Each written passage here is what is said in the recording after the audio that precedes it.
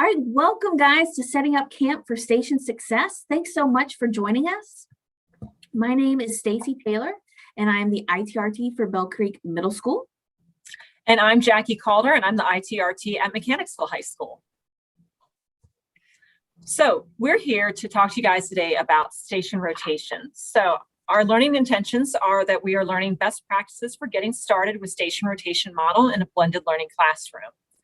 So what we're going to be able to do at the end of this is be able to explain blended learning and the benefits to the station rotation model, that we can identify classroom management strategies to better support station rotations.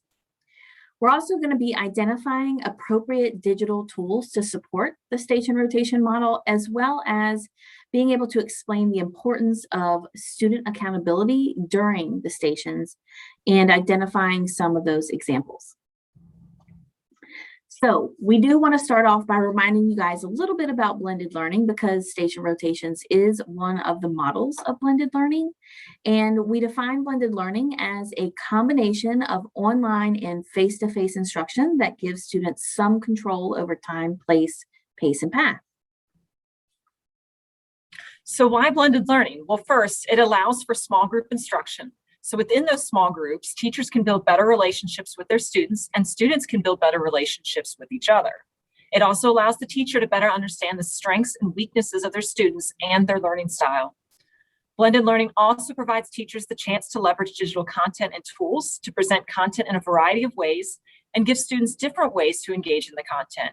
Students can engage in authentic activities that it can allow for immediate feedback, enabling them to self-assess. This results them to taking more ownership in their own learning and helps them become the center of their own learning. Because students have more choice in blended learning, it helps teachers provide differentiated instruction to all learners. When students have more choice in their learning, they are naturally more engaged and have greater buy-in. All right, so in our quest to model the station rotation model, this overview and welcome that we're currently doing would most normally be done whole group prior to breaking students out into stations. But since this format is slightly different than being inside a classroom, we're doing it slightly differently. So what stations are you going to be participating in during this professional learning opportunity? Well, you get to choose the order, and you could choose from the teacher-led station, where you'll gather around the campfire to learn the basics of the station rotation model. You could venture into the tent for the independent station, because let's be honest, sometimes we just need a little bit of time to yourself. And here you'll learn the important classroom management and student accountability is when developing your stations. And lastly, you can open up the cooler and grab some digital content essentials. You're going to learn about what digital content is available to incorporate into your stations to ensure a quality blended experience.